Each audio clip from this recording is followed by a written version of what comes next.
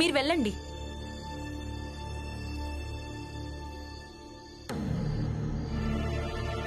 ఒకవేళ మీరు భీమరావు వెంట వెళ్లారంటే అప్పుడు మామయ్య కూడా కాదనలేరు. ఎందుకంటే మామయ్య దృష్టిలో భీమరావు ఎంత స్వచ్ఛమైన వాడంటే ఇతని పక్కనుంటే చాలు మిగతా వాళ్ళు స్వచ్ఛమైన వాళ్ళుగా మారిపోతారు.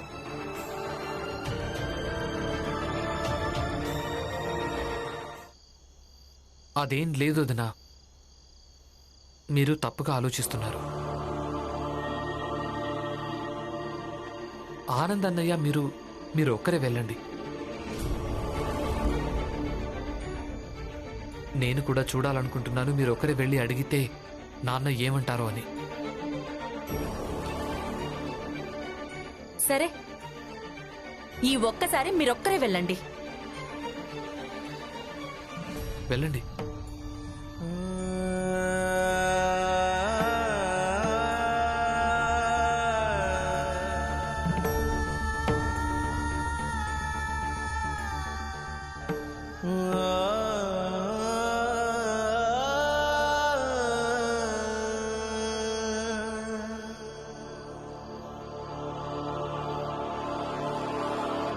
సరే, ఇక నిద్రపోదాం. రేపొద్దున్న పని వెతుక్కోవడానికి వెళ్ళాలి.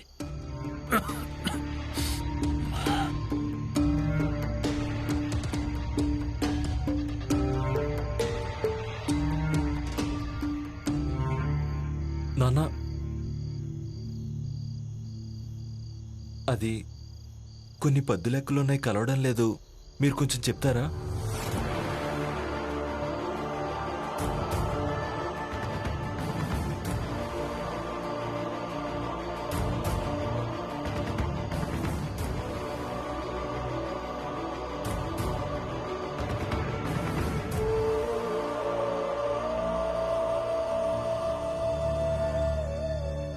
మామయ్య నిరాకరిస్తే చాలు, తర్వాత ఈ ఇంట్లోని బంధాలన్నింటినీ తలక్రిందులు చేస్తాను.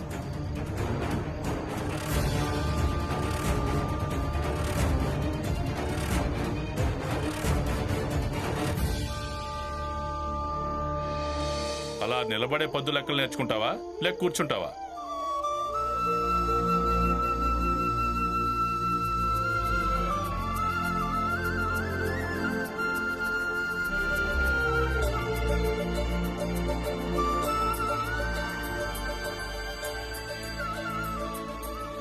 చూపించు, లెక్క చూపించు.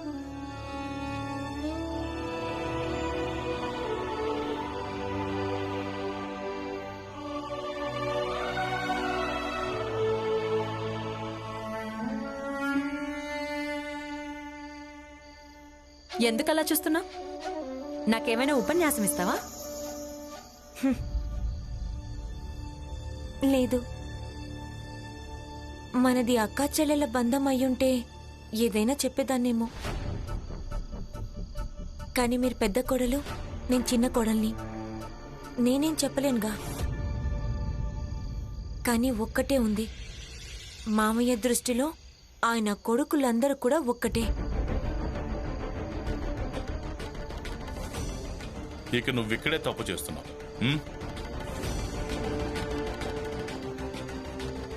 ఈ లెక్క ఉంది కదా, ఇది నెల కిందటి నెలది. అందుకే దీంట్లో ఉన్న మొత్తాన్ని ఈ నెలలో కలపకూడదు.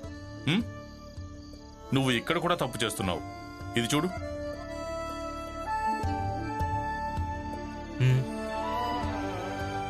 అర్థమైంది కదా?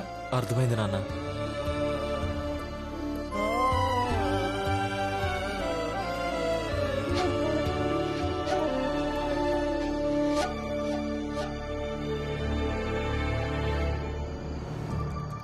కొన్ని పద్దు లెక్కలున్నాయి, కలవడం లేదు.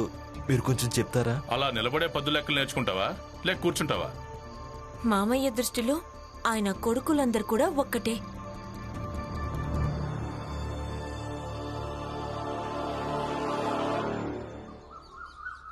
ఈ రోజు మిమ్మల్ని అందరినీ ఇక్కడికి ఎందుకు రమ్మన్నానంటే, ఎందుకంటే ఈ రోజు నాకు ఈ ఇంట్లో చివరి రోజు కాబట్టి. అందుకే ఈ రోజు సాయంత్రం అందరికీ నా తరపున విందిస్తున్నాను. అద్భుతం.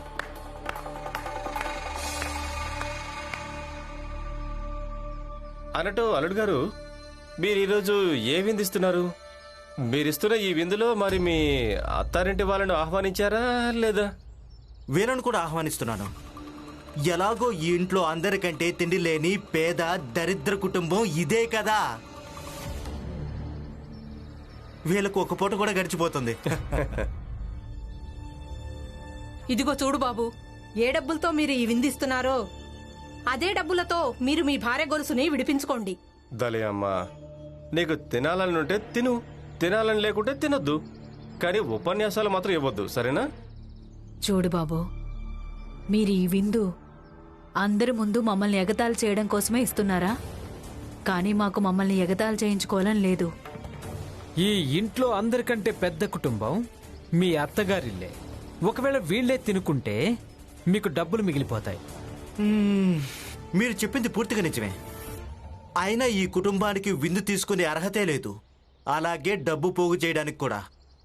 ఇక నేను ఈ రోజు ఇక్కడి నుంచి వెళ్ళిపోతాను. చూడు మంజుల, ఈ రోజు నుంచి నువ్వు ఇక్కడే ఉండు. ఆ?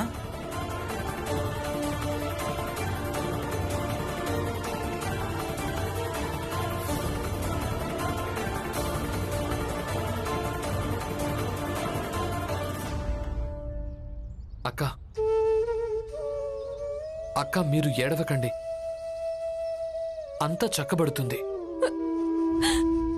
చూడండి, బ్యారిస్టర్ ఇప్పుడు కేసు హియరింగ్కి వెళ్లారు. ఆ తర్వాత ఆయన ఆఫీస్కి వచ్చేస్తారు. ఆఫీస్కి రాగానే నేను ఆయన్ని డబ్బులు అప్పుగా అడుగుతాను.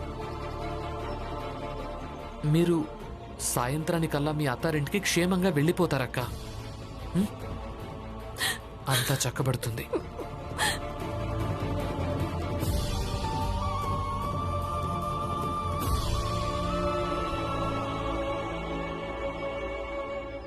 వస్తాను నాన్న. మంజుల, అంతా చక్కబడుతుంది.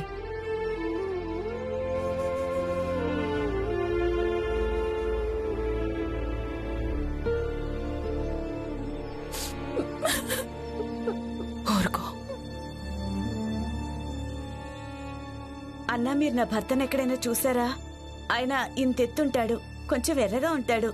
చాలా రోజులైంది, ఎక్కడా దొరకడం లేదు. వెతికి వెతికి చాలా విసిగిపోయాను. మీరు ఎక్కడైనా చూసారా? లేదు, తను ఎక్కడికి వెళ్తుంటాడో నాకు ఏమాత్రం తెలీదు. అన్న, మీకేమన్నా తెలుసా? ఎక్కడైనా చూసారా? లేదు. చూసావా? లేదు. మీకేమైనా తెలిస్తే నాకు చెప్పండి, నేను చాలా కంగారు పడుతున్నాను. సరే, నాకేమైనా తెలిస్తే మీకు చెప్తాను.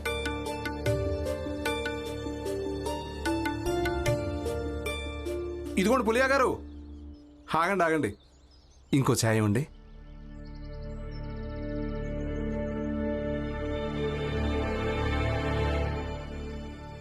ఇదిగోండి ఛాయ్ తాగండి. నీకే పని పట్టలేదా? నాకు నచ్చ చెప్పడానికి నా వెనకాల ఇక్కడ దాకా వచ్చేసావా? లేదు లేదు, మీరు అపార్థం చేసుకుంటున్నారు.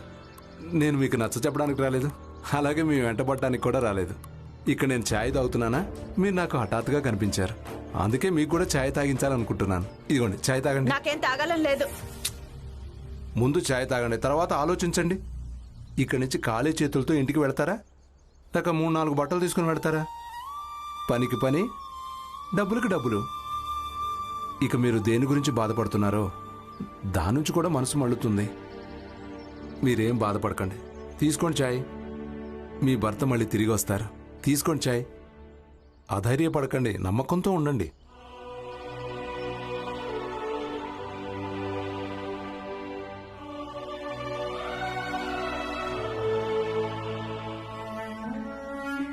బ్యారిస్టర్ సార్ను నేను డబ్బులు అప్పుగా అడగటం సరైందే కదా? ముందుగా నువ్వే గొలుసు తాకట్టు పెట్టించి పుస్తకాలు కురిపించావు, ఆ తర్వాత చదువు మానేశావు. ఇక ఈ రోజు నేను ఇక్కడి నుంచి వెళ్ళిపోతాను. చూడు మంజుల, ఇక నుంచి నువ్వు ఇక్కడే ఉండు. మంజులక్క ఆ గొలుసును నా పుస్తకాలు కాపీల కోసమే ఇచ్చింది. డబ్బులు ఏర్పాటు చేయాల్సింది కూడా నేనే కదా.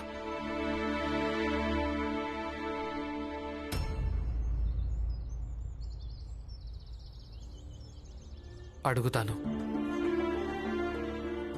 సార్ను, అప్పు అడుగుతాను. ఆయనకు తప్పుగా అనిపిస్తే తర్వాత క్షమాపణ కూడా చెప్తాను.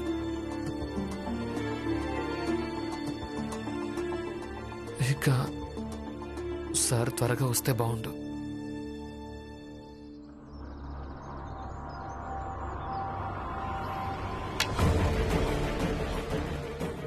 మీరిద్దరు ఎవరు? కేసులో గెలిచొస్తున్నావు, అభినందనలు చెప్పుకోవా? మీరిద్దరు ఎవరు? అసలు మీకు ఏం కావాలి?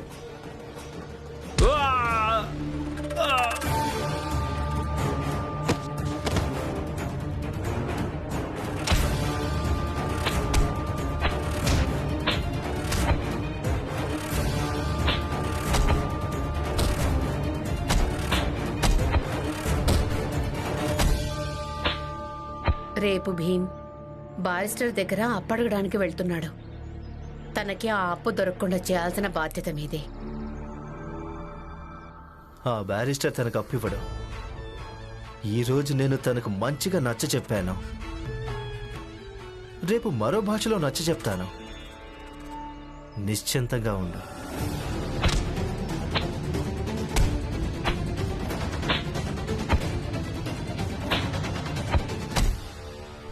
రేయ్, ఏ కాపో, కేవలం స్పృహ తప్పించాలంతే. పద.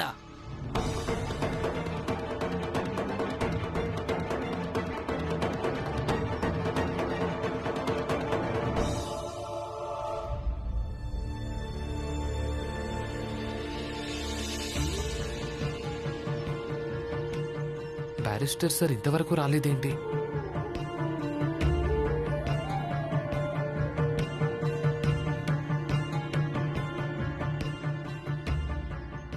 ఎక్కడ ఆగుంటారు?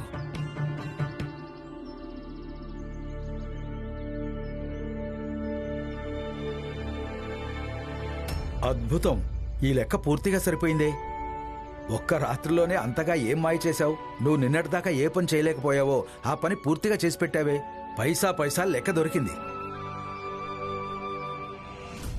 నేను ఈయనకి నిజం చెప్పేస్తాను. ఈయనకు నా పని ఎలాగో నచ్చింది. ఇక నా జాతి తెలిసిన తర్వాత నన్ను పనిలో పెట్టుకుంటాడేమో ఎవరికి తెలుసు. లేదంటే ఇంకెక్కడైనా పని వెతుక్కుంటాను.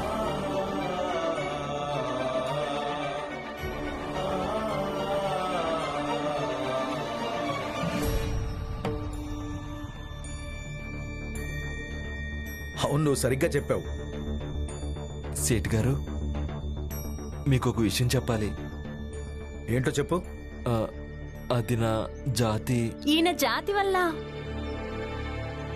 ఈ ఆఫీస్ కి చాలా ప్రయోజనం కలిగింది కదా. ఎవరు నువ్వు? తను నా భార్య సేట్ గారు. ఆయన ఈరోజు ఆఫీస్ కి త్వరగా వచ్చేశారు. ఇక భోజనం మూట తేవడం మర్చిపోయారు. అందుకే నేనే వచ్చిద్దామని అనుకున్నాను. అందుకే వచ్చాను. సరే ఆనంద్, నువ్వేదో చెప్పబోయావు. నిజానికి ఆయన నిన్న రాత్రి పదే పదే ఈ మాట అన్నారు. జాతి వల్ల జీవితం మీద చాలా ప్రభావం పడుతుందని. జాతి వల్ల పని పంపకాలు జరుగుతుంది, యోగ్యత గుర్తించబడుతుంది. మాటి మాటికి ఇదే చెప్పారు. సేట్ గారి లాగా పెద్ద జాతివాన్ని, అందుకే తన ఇంటి నుంచి ప్రసాదం తీసుకొచ్చిస్తున్నారు. అంతే, ఇవే చెప్పారు. నువ్వన్నది కూడా నిజమే. జీవితంలో జాతిని మించింది ఇంకేదీ లేదు. నువ్వు భోజనం చెయ్యి, సరేనా? నేను వస్తాను.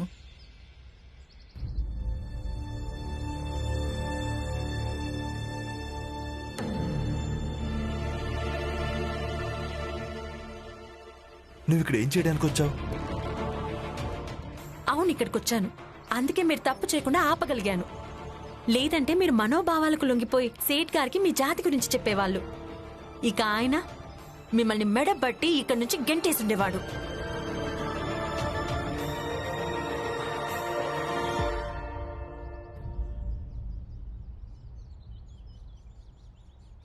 బాగుంది. నిజంగా నువ్వు విచిత్రమైన శిష్యుల్లో ఉన్నావు భీమరావు. అంటే బ్యారిస్టర్ సార్ అక్కడ రోడ్డు మీద స్పృహ లేకుండా పడున్నారు. నువ్వు ఇక్కడ ప్రశాంతంగా తిరుగుతున్నావా? బాగుంది. ఏదేదో మాట్లాడకండి. కాసేపట్లో సార్ ఆఫీస్కి రాబోతున్నారు. నా మాట మీద నమ్మకం కలగడం లేదా? అయితే వెళ్ళి నువ్వే చూడు. కోర్టు బయట ఎడమ వైపు ఏ దారి వెళ్తుందో బ్యారిస్టర్ సార్ అక్కడే పడున్నారు, ఇప్పటికీ స్పృహ లేకుండా. ఇప్పటికీ నమ్మకం లేదా? ఎరుపు రంగు ఫైల్ తీసుకుని ఆఫీస్కి రాబోతున్నారు. చెప్పు, ఇప్పుడు నమ్మకం కలిగిందా? అయితే వెళ్ళు త్వరగా. అరే, ఆయనకి ఏదైనా అవుతుందేమో. వెళ్ళు.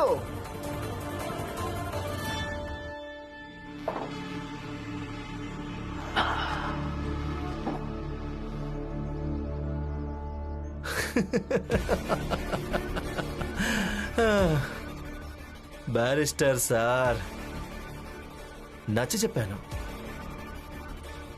చెప్పాను కానీ మీరే అర్థం చేసుకోలేదు. ఇప్పుడు చూడండి, ఇదంతా సర్వనాశనం చేయాల్సి ఉంటుంది.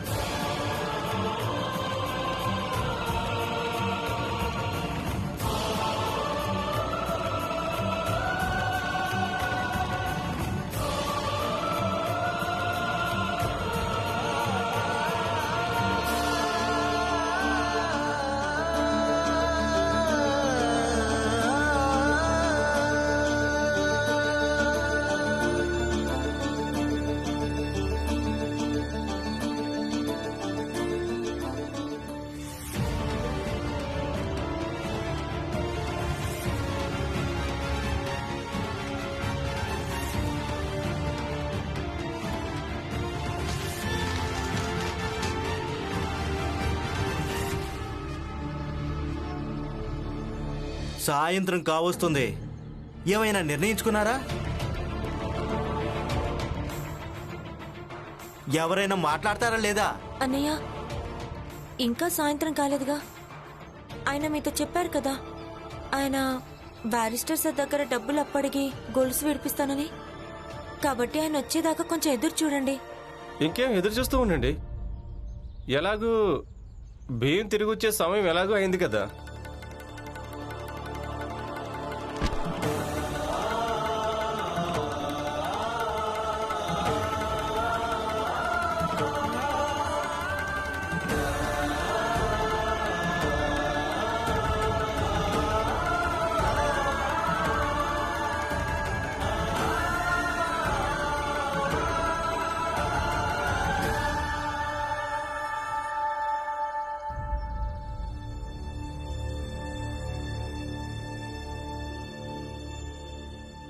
పులియా, నువ్వు చాలా మంచి చేశావు. నువ్వు తిరిగి మళ్ళీ పని మొదలు పెట్టావు. దలియమ్మ, నాకు కూడా పని అవసరం ఉంది. అందుకే నేను పులియ గారితో కలిసి ఆ బట్టలు తేవడం, తిరిగి ఇచ్చేయడం పని మొదలుపెట్టాను. నాకు కూడా బతకడానికి కొంచెం డబ్బు కావాలి కదా. పోన్లే, మంచిదేలే. కనీసం ఒక్కరి బ్రతుకైనా సంతోషంగా మారింది. ఏమో నా పరిస్థితి చక్కబడుతుందో లేదో.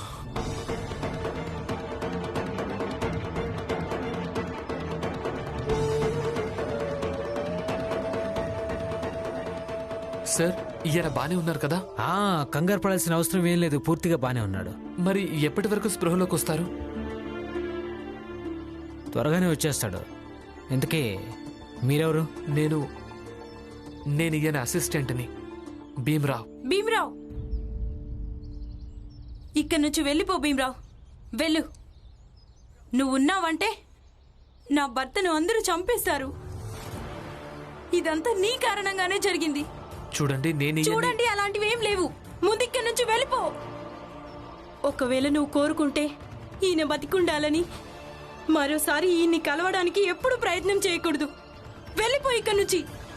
నువ్వు చిన్న జాతి వాడివని, అలాగే అంటరాని వాడివని, నువ్వు ఎక్కడైనా ఎవరి దగ్గర ఉన్నా కూడా వాళ్ళకి చెడే జరుగుతుంది.